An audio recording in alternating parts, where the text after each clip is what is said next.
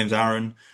I've been in the battery industry for about a decade now. I started with a PhD at University College London. So I was doing X-ray imaging of NMC particles to look for cracks. I then spent about 4 years building cost models mainly of Chinese gigafactories. So I'd go over to China, look at the factory, look at how they were producing cells today, and then what the roadmaps were for future technologies. And then built that into a model that we sold to a bunch of different end customers from government to academia to OEMs. And then about a year ago, I left to join a company called Gaussian to lead the commercial work where we add magnets to batteries to enable fast charging and longer life. But today I'll just be talking about battery costs and what happened last year in the industry. Great. Okay, and I'll get started. I'm Nika. I'm the product marketing manager at PDF Solutions, which is a software company in the semiconductor and battery space. So I work kind of at the intersection of battery software and manufacturing. I've spent the last few years working closely with engineers and manufacturers in high volume cell production and digitalization strategies. And I've been authoring the software and manufacturing sessions of the report for the last 3 years. So I'll start off and I'll share what stood out in 2025 from manufacturing recalibration to how software and AI are actually being applied in practice. So across both manufacturing and software, a common theme that kept coming up is recalibration. In manufacturing, that meant correction and rebalancing after years of aggressive expansion. And in software and AI, it meant moving past, the AI hype towards where tools are actually delivering value. So I'll spend about half the time on manufacturing and half the time on software, and I'll try to keep it pretty quick and practical. Before I begin, please note that the slide content has been adjusted, I think, for both Aaron's and I slides to focus more on core messages. So for in-depth content and the actual battery report slides, please visit the report on our website. So I want to set the global context. In 2025, the global lithium-ion battery production surpassed 2 terawatt hours. This is an incredible number, and it's easy to hear that and assume that the story is pretty simple, which is continued growth. But the more important story is how that capacity is being used last year. So production expanded faster than demand, particularly for EVs, and that gap combined with increasing policy uncertainty, like in the United States, drove many of the manufacturing decisions we saw in 2025. So when we talk about cancellations, pauses, or delays later on, it's not because the industry stopped needing batteries. It's because expectations around where capacity should sit, how fast it should ramp, and which chemistries make sense shifted quite quickly in the last year. So this slide captures one of the clearest manufacturing signals we saw in North America, which is consolidation and retooling rather than greenfield expansion. So as EV demand softened and policy and funding timelines became less predictable, many companies had to reassess earlier expansion plans. And that reassessment translated into delayed funding, paused projects, and restructuring across multiple joint ventures, alongside a growing shift towards LFP. And the shift isn't just about chemistry preference, it's about economics. LFP is known to offer lower cost, simpler supply chains, and is better aligned with where demand actually showed up in 2025, especially in energy storage systems and cost-sensitive EV segments. You can see this recalibration very clearly when you look at the gigafactory maps in the report. So for North America, in 2025, roughly 460 gigawatt hours of capacity was delayed, canceled, or significantly slowed. This slowdown reflects real challenges, not just planning adjustments. So demand came in lower than expected, funding timelines stretched, and policy certainty weakened at exactly the moment where capital-intensive projects needed that stability. The result wasn't a complete collapse, but it was a retraction and redirection to LFP. And that distinction, I think, matters quite a bit. So we don't look at these slides and think it's incredibly disappointing. This is why we see fewer greenfield announcements and more emphasis on retooling, utilization, and chemistry fit. So manufacturing is not disappearing in the US, but it's just being reshaped. Europe followed a similar pattern, though for slightly different reasons. Capacity contracted by more than 360 gigawatt hours last year. Here, the challenges were less about incentives and more about energy costs, financing, and demand uncertainty. Several projects remain officially announced but functionally paused. What this highlights is an important lesson from 2025. Localization alone is not enough. Battery manufacturing is extremely energy intensive, capital intensive, and sensitive to operating costs. So even with strong policy intent that we see in Europe, projects still have to make sense economically. Now, APAC tells a very different story. While North America and Europe slowed, China continued expanding aggressively, even in the face of global overcapacity. Leading Chinese manufacturers doubled down on scale, particularly in LFP and ESS, and increasingly shifted investment toward ASEAN countries to manage trade exposure. India announced large long-term ambitions, but progress remained slower than headlines actually suggested, especially in 2024. Japan and Korea scaled back expansion in response to global demand softness. So globally, 2025 manufacturing isn't a single story, it's divergence. Caution and correction on the West side, and then continued execution and scale in China. I'm not going to walk through individual Chinese sites here. The key point is just to show the contrast that's happening in the world. Now, zooming inside the factory, one thing we try to emphasize in the report is that manufacturing challenges remain very physical. So steps like mixing, coating, and calendaring are extremely sensitive to material variability, operator decisions, and process stability.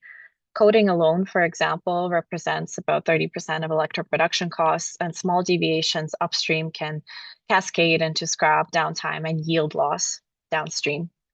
This context matters when we talk about software and AI later on because it sets realistic expectations. So, software can help teams see problems sooner, but it does not remove the need for process discipline and experience of your team in a cell manufacturing or an R&D facility. This is also a good place to mention that there are a few slides in the manufacturing section about dry technology advancements, but the key message for this year regarding that is it's far from being a scalable solution because large companies like Tesla are even admitting getting into dry technology could have been a mistake for them. I want to spend a moment on this slide because it's where manufacturing and software intersect most directly. What we see across factories today is not that AI or software is replacing production teams, but it's being used to enhance visibility and consistency in very specific parts of the cell manufacturing process. Most of these applications sit around quality control, things like inline inspection, defect classification, formation data analysis, and yield monitoring. These tools are particularly valuable during ramp up where variability is very high and experience of the team is still being built. AI and analytics help surface patterns earlier, for example, correlating coding conditions with downstream defects so teams can intervene faster. And it's important to be clear that these systems don't eliminate scrap or magically stabilize yield. The underlying drivers, as I mentioned, are still materials, equipment, and process control. But what AI, machine learning, and analytics in general do is provide earlier detection, faster feedback loops for teams, and more consistent decision support, especially in a highly complex and high volume manufacturing environment like cell making. So in that sense, AI/ML and software in manufacturing is best understood as a force multiplier for experienced teams and not a substitute for them. Before moving on to software, I'd like to note that the report is a great source for information for the supply chain and the manufacturing section. This is just a few slides, but we have so many more. Has a list of top material providers, private pilot lines, and R&D services, and equipment manufacturers by region for all of you to check out. All right. So now I'll move on to software. This is one of the most viewed slides of the software section every year. Clearly, there is a wealth of companies targeting a diverse set of data use cases. But the question is, and what we tried to answer in the software section of the report is how do we take advantage of all of these amazing providers for what seems like every solution in battery, R&D all the way to production. And one of the strongest messages that emerged this year is that efficient battery data management is a hard requirement. Factories, as you know, already generate massive volumes of data from sensors, inspections, formation, and test systems. When that data isn't structured or accessible, it becomes a huge liability. But when data pipelines, governance, and context are done well, that same data becomes an asset and it enables all this analytics, AI, and faster decision making downstream that all of these companies you see on the screen provide. This is why we emphasize that AI or even simple analytics doesn't start with models, it starts with the data itself. Without solid data foundations, none of the downstream software use cases actually make sense or scale. So we increasingly see data readiness, not analytics or algorithm sophistication, as the real differentiator between teams that can move quickly and those that simply cannot. Now, onto the hot topic of AI. I chose the slide because it reflects how we approached AI in the report overall. So, with the recent AI boom, there's been a ton of excitement and sometimes confusion as well about what AI actually means for the battery industry. So, rather than treating AI as a single capability, we deliberately framed it across the entire battery life cycle, from research and product development through manufacturing into operation, then maintenance and end of life. And I'll give you a few seconds to just look at the wheel and the different use cases that you'll find in the report.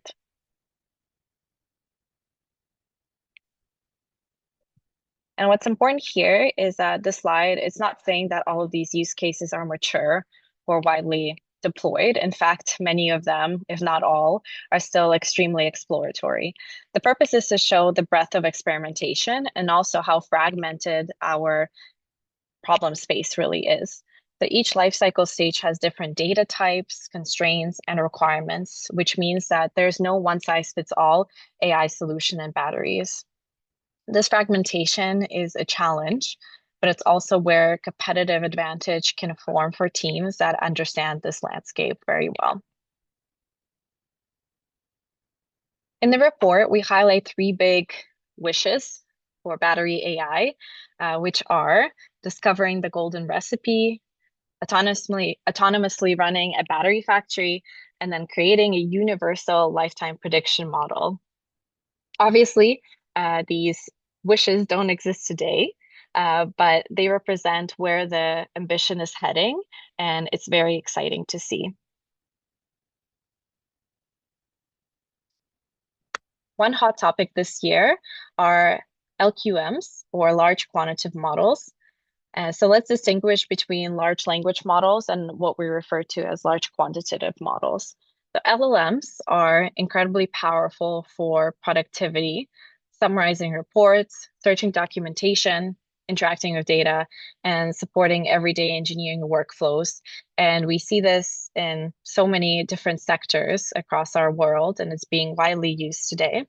But scientific and manufacturing decisions require something more quantitative. That's where LQMs come in, which are models grounded in physics, electrochemistry, and experimental battery data. LQMs, they don't replace battery experts, but they extend their capabilities and help push limits in a controlled and explainable way. The most effective approaches combine both, I would say, LLMs for interaction and efficiency and LQMs for quantitative insight. If you look at an example where AI and analytics is delivering real value today, I would say it's here in advanced analytics applied to manufacturing. So these systems, the example systems you see on the bottom right, focus on yield monitoring, fault detection, tool-to-tool matching, and predictive maintenance. The key impact is shifting detection earlier and identifying issues before formation and aging where problems are slow and expensive to fix. Importantly, these tools don't automate manufacturing end to end. They support operators and engineers by servicing patterns and anomalies much faster. This reinforces a broader theme of the report, which is analytics is most effective when it's integrated with high quality, well managed data into existing workflows and paired with human expertise, creating the closed loop that you essentially see on the slide. And I know this is very manufacturing focused slide, but this applies to pilot R&D environments and in the field as well. So the takeaway from the software section this year is not that AI has arrived everywhere. It has not. What we see instead is that data readiness, choosing the right class of analytics and AI, and understanding the tool landscape are what enable real progress. The teams that treat data as an asset, apply AI and advanced analytics selectively, and stay grounded in physics and process understanding are the ones building durable advantage today. And this loops us back to manufacturing, where the best results still come from combining good data, good tools, and experienced people. So that's all from my side. I want to give Erin and I time to talk about costs and then take some questions at the end. Thank you.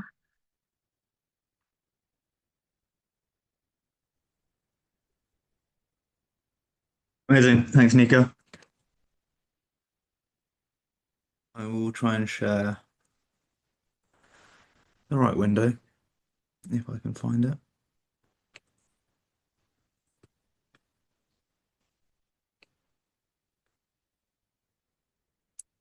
which I cannot. I have so many tabs open. I do this every time.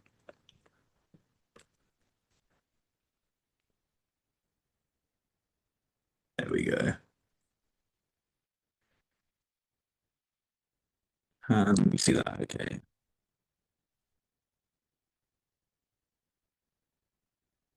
I think that should be working. Yeah, we see it. Cool. Perfect. Um, so as I mentioned at the beginning, my name's Aaron. I spent 4 or 5 years looking at cost modeling. So I originally did that at a company called Exawatt, who were then bought by a consultancy research house called CRU.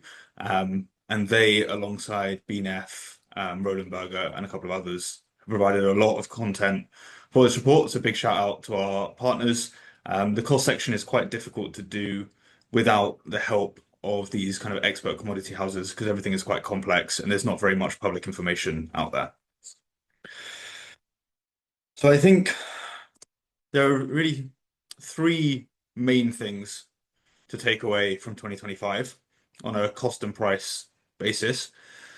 So the first is that the final price of the vast majority of systems fell throughout the year and year on year. The second is that cell costs remained relatively constant, especially in the second half of the year. And then finally is that raw material prices actually went up, especially again towards the end of the year. So this from the outset might seem somewhat counterintuitive. How can raw material prices increase, cell costs not change, and the final price keep coming down? But when you approach it from a bottom-up approach, it somewhat makes sense. So raw material prices are covered pretty extensively throughout the report.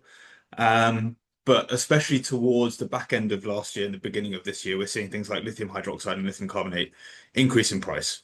Um, However, when it comes to cell production costs, there's lots of little innovations that are still happening both on the manufacturing side and the cell performance side that mean you can somewhat account for this increasing in material price and your cell costs remain relatively unchanged. And then when you think at the system level, there's lots of innovations that are happening here, which actually result in a decrease of final price to the end consumer. So even if your cell costs are remaining relatively flat, you can still optimize your system and have a lower final price. Um, and then I thought it'd be fun to make an acronym.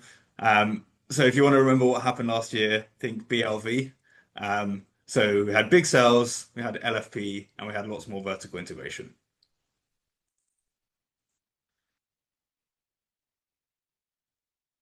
So to kick off some more of the content from the report, this is, I would say, probably the most iconic graph in all of batteries right now, which is the BNEF price survey. So every year since 2013, BNEF have sent out sell and pack surveys to people across the industry to have a look at how much people are paying for their goods. And what we can see is through 2013 all the way out to 2025, we've seen consistent decreases in our landed sell costs or sell prices and pack price.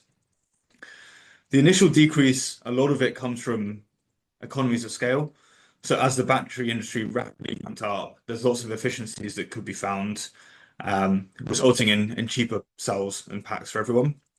However, when we get to about 2022, we saw a really massive increase in lithium price.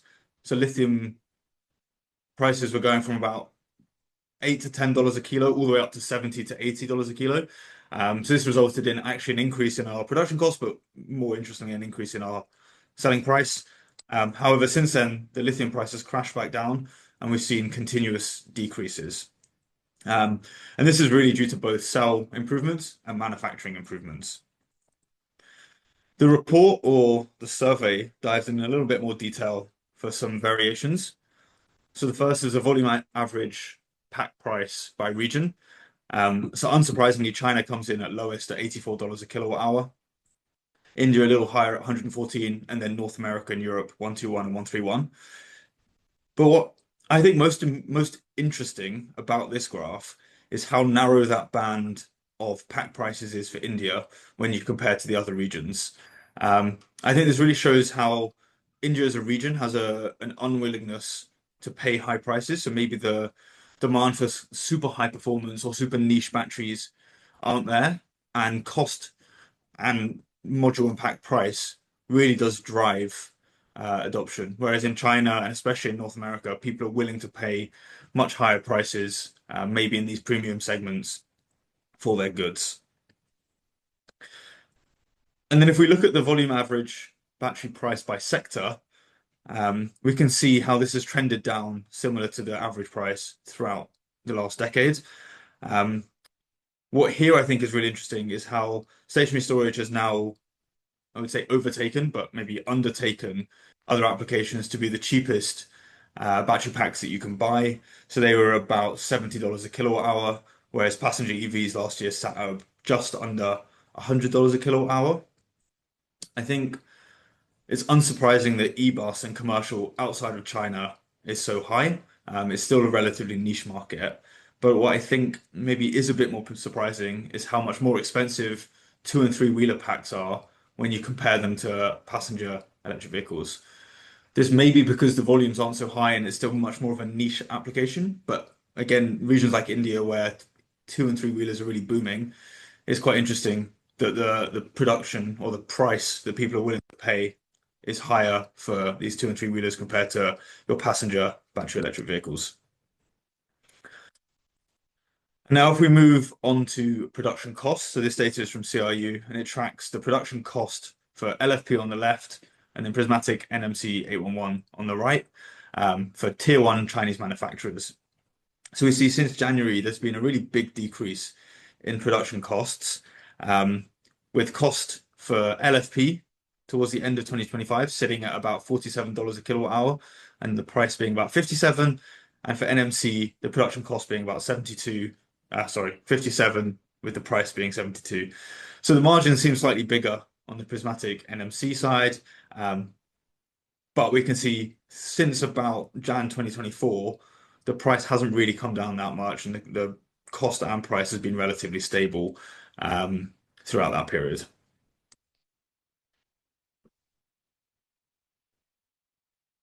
That being said, um, I think it's difficult to take an industry price without looking at the individual players within the industry. Um, And there's really no benchmark in price or cost throughout the industry. You have some people like CATL and EVE who can have huge operating margins and much lower production costs, whereas someone like Farasis, even though they're a pretty well-known producer in China, has sustained pretty heavy losses from 2024 all the way through to towards the end of 2025. Um, this really comes down to a multitude of factors. with tier one and the bigger manufacturers really being able to vertically integrate. So someone like CATL owns their own lithium mine, but they also sell their own BESS solutions. So they own pretty much everything in between the supply chain. So they can get cheaper raw materials, but they can also get cheaper components and kind of benefits of large scale. Um, Alongside that, someone like CATL can really benefit from long-term contracts because they have proven out their ability to produce over a substantial period of time. And these contracts can then obviously be more favorable to the larger players. Um, Entering into the stationary storage market has been huge for a lot of these players, because typically there's higher margins and opportunities in stationary storage.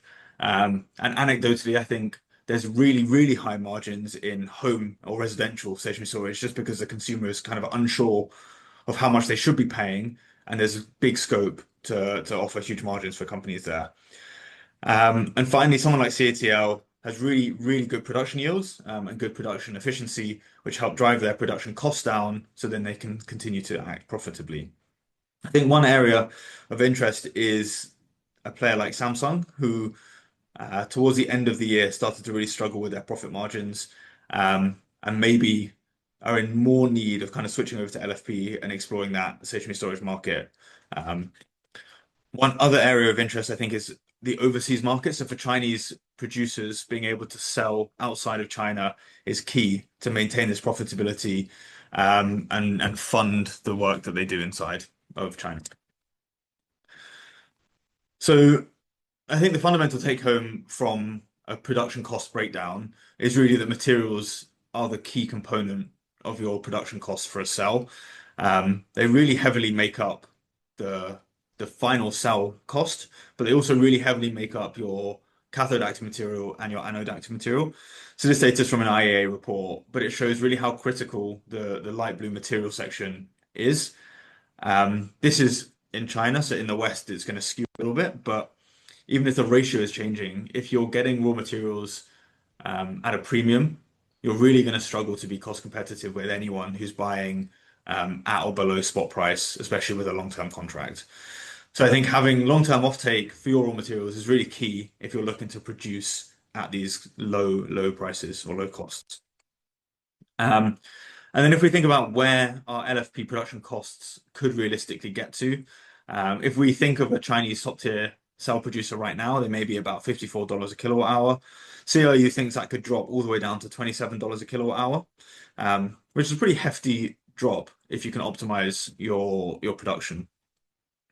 And I think there are a few areas here which are really key. So manufacturing obviously has the largest decrease. And I think this really comes due to very good yields, but more importantly, I think really heavy automation. So reducing that labor cost further will really help drive down your manufacturing portion of your production costs. And things like Nika mentioned earlier, AI or likely help and play a big role in enabling this automation. Materials can also have a fairly big impact. So a good example here is moving to the next generation of LFP, um, enabling more compaction density and better cell performance, but also things like increasing the doping of silicon in the anode can help drive production costs down. And then finally, and I think I'll come onto this more in a little bit, but fewer passive materials in the cell can really help that balance throughout the different components. So one example is moving to thinner and thinner foils or moving to larger cell formats where you deliver more energy in the same footprint or more energy in a larger footprint, but your ratio of inactive material, so whether that's casing or separator, is lower in these larger cells to enable a more optimized cell. So that not only saves you dollars, but it also saves you in the specific energy. So then your dollars per kilowatt hour is greatly improved. This is somewhat of a sad slide, but the rest of the world really does face an inherent cost disadvantage. Um, I think it's well known, especially in Western companies, that the labor price is incredibly high. Um, I think something that's often overlooked is how skilled gigafactory workers actually are. The ability to spot defects, to know how to tweak parameters in different conditions is incredibly valuable. So these workers likely are going to be paid a pretty high wage. But without heavy automation, the labor price can really kind of scupper any hopes for cost competitiveness. Um, but then also things like electricity and gas are typically higher outside of China. Somewhere even like America, the electricity price is rising, and this, if left unchecked, could lead to kind of uncompetitiveness or further uncompetitiveness in cell production costs. Um, so if European companies want to be somewhat competitive with Chinese companies, manufacturing efficiency really needs to be a focus, but also access to low-cost components, whether that's lithium or other components, is key. But even with those, there's still a gap that needs to be closed. Whether that's in Chinese production by having better yields or having higher automation, there's some kind of tech benefit that needs to be taken to get down because of the inherent benefits that a Western system may have.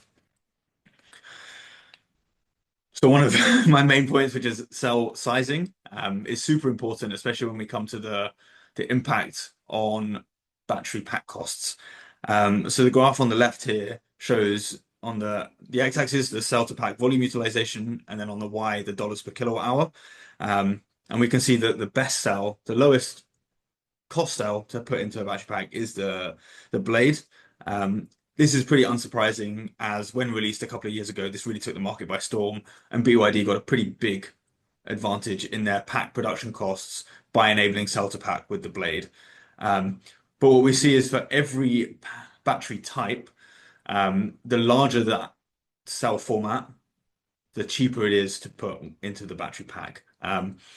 We see cylindricals don't have very good cell to pack volume utilization, lots of wasted space between the cells. And then something like a pouch cell, well, they may stack quite nicely. It's pretty hard to go cell to pack, so you'll need modules. So then your utilization also is a bit hampered in that sense. Um, so things like the BYD blade have really helped Chinese producers of EVs produce the lowest cost packs. But there are other areas where they've benefited. So one is simply lower cost cells, um, but also not having tariffs and having better active material has really helped Chinese producers kind of drive both low dollars per kilowatt hour, but also push towards higher EV pack efficiencies. So one way of doing this is having smaller and smaller packs. So then your vehicle has a greater efficiency. So then your range is better and your EV is kind of more suited to different applications. Another throw to smaller or larger cells, sorry. So what we're seeing in the ESS space is really a move to bigger and bigger cells. Um, so back in 2023, 2024, the standard prismatic ESS cell was a 280 amp hour prismatic. What we saw in 2025 was that move to a 314 amp hour prismatic. However, the cell physical size didn't change.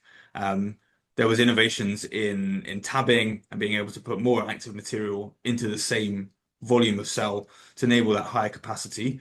But what we're seeing is in these ESS cell producer roadmaps is just this push for bigger and bigger cells. I mean, I think some of these are absolutely insane. Like a 2000 amp hour cell is basically a module in a cell with lots of windings all in one place. But there's really, really large gains that can be had at the system level if you're able to manufacture these big cells. And I think previously, when manufacturing was still scaling up, that was really the challenge was how do we make a jelly roll that's this big, or how can we trust that our 2000, 3000 amp hour cell isn't going to break because losing one of those is much more detrimental to your whole system than losing a much smaller 314 amp hour cell. So that push towards bigger cells is helping, but we're also seeing innovation in how people are selling the best system. So we're moving from kind of a standard 20-foot container to something with maybe a little bit more height. And then as we've seen with CATL moving to the tenor where they're stacking a couple of containers on top of each other. Um, my assumption is that's not how it's shipped to you. It's shipped as two units and you put them on top of each other with one inverter to run the whole system. But I think energy density is becoming more and more important in the stationary storage space. If you can cram more energy into the same volumetric footprint, you can then have more more containers on your field, or you can have more energy in your field. So if land cost is an issue, great, but if not, your dollars per kilowatt hour come down, and the installation kind of accelerates as we're seeing. And then finally, I didn't want to get into sodium ion too much. I know it was mentioned earlier at the beginning of our battery forum, but I thought this graphic was pretty cool from Roland Berger, which shows both the energy density in watt hours per liter and the cost of different sodium ion technologies. Um, and I think really the take home is the the most likely way for sodium ion to be both energy density competitive and cost competitive with LFP is by adopting an anode-free approach. Um, there are obviously immense challenges with something like this. It's, I mean, been tried in lithium for years and struggling. Um, but I think this piece of work shows that innovation is constantly needed for sodium ion to compete with where LFP is today, and I think more importantly, where LFP might end up. If we take the CRU view of LFP could be $27 a kilowatt hour at the cell level, only this third one even has a hope of being somewhat cost competitive. So I think that continued decrease in LFP production costs is going to make it very challenging for the new generation of cells to come and challenge. With that, I think I'm done.